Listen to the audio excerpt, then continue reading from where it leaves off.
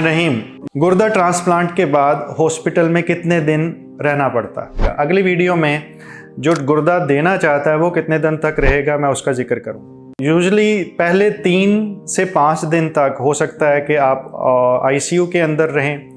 ICU के अंदर सफाई का निज़ाम थोड़ा बेहतर होता है, केयर ज़रा अच्छी होती है, वहाँ पे हमेशा फोकस रहता है हॉस्पिटल स्टाफ, तो इस वजह से उनको सेपरेट रखा जाता है। दूसरी एक बड़ी वजह होती है कि ट्रांसप्लांट के फ़ौरन बाद कई दफ़ा बहुत ज़्यादा यूरिन आ रहा होता है, यानी पेशाब बहुत ज़्यादा आ रहा होता है। वो कुछ ज़्यादा नहीं, यानी वो 20 लीटर या इससे भी ज़्यादा हो सकता है। तो इतना पानी लगाना और फिर जितना निकल रहा है उसके साथ मैच करना, ये वैसे मुमकिन नहीं होता कि कमरे के अंदर वो जिसमें एक स्टाफ ने 10 पेशेंट और भी देखने हैं, तो वहाँ पे कुछ कोताही की गुंजाइश निकल आती है। इसलिए कोशिश की जाती है कि आईसीयू के अंदर रखा जाए।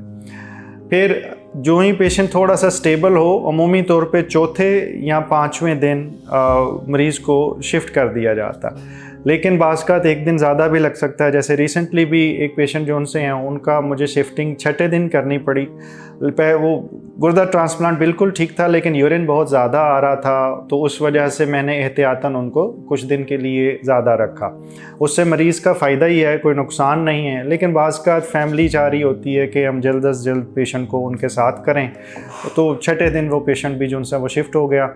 इसी तरह ज़्यादातर जो पुराने पेशेंट हैं वो चौथे दिन, तीसरे दिन, 5वें दिन वो शिफ्ट हो जाते हैं और कमरे के अंदर उनको 1 से 2 दिन के लिए मज़ीद रखा जाता है, जिसके अंदर ये देखा जाता है कि घर जाके ये अपना ख्याल खुद रख सकते हैं, फैमिली जो उनसी है वो सपोर्ट कर सकती है।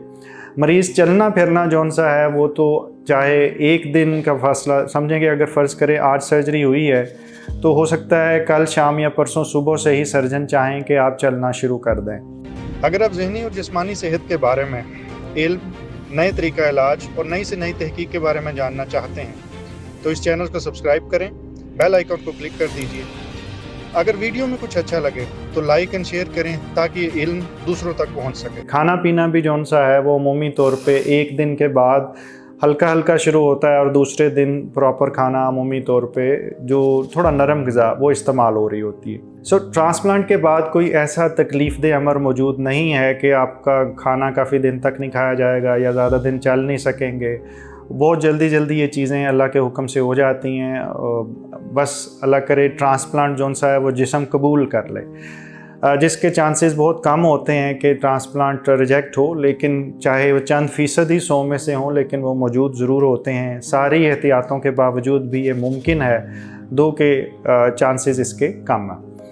तो 7 दिन के बाद अमूमी तौर पे मरीज़ अपने घर चला जाता है और उसके 1 हफ़्ता बाद वो अपने मौलिज को आके दिखाता है कि ये सिचुएशन है, इसके बारे में गाइड करें।